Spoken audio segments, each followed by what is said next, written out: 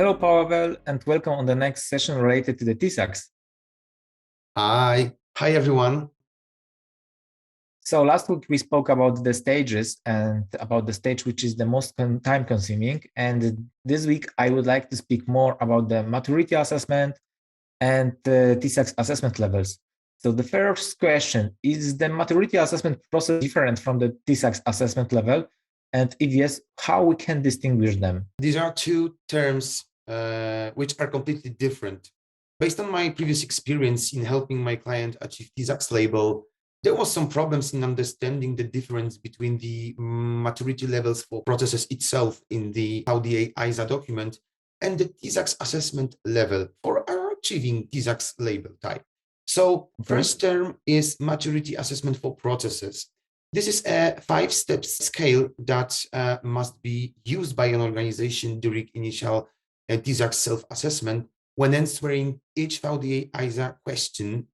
And this is not the same as the second term, which is TISAX assessment level. That reflects the assessment depth and methods for 3 categories of information, from normal protection, high protection, to the very high protection. We right now know that there are totally different activities during the TISAX implementation. Why does this risk assessment in TISAX is so important in that process? Well, it might be quite complicated, but in fact, it's not. Threats exploit vulnerabilities that further may put company assets at risk. Depending on their value, they most often increase the risk value. A reliable and well-performed risk analysis should, in fact, indicate the protection requirements and direction for possible security measures implementation.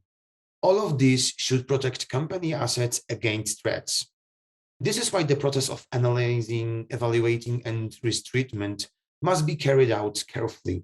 We know right now that the risk analysis is something what we should perform. Let's touch another question. What does the TISAX label holder gain? Of course, apart from the fact that this is or will be mandatory for many active participants in the automotive market, of course, there are many business benefits, such as participation in establishing a common level of information security in the automotive industry, increasing credibility as a trusted business partner, a chance to establish new business contacts, creating a transparent assessment for contractors, and finally, streamlining the communication in the supply chain. Right now, we know how it should be organized and what we are gaining by this TISAX label. I think that this credibility is very important nowadays when there are a lot of competitors which can receive the business from automotive OEM. Thank you for information provided during this session, and I would like to welcome you next week for the next one.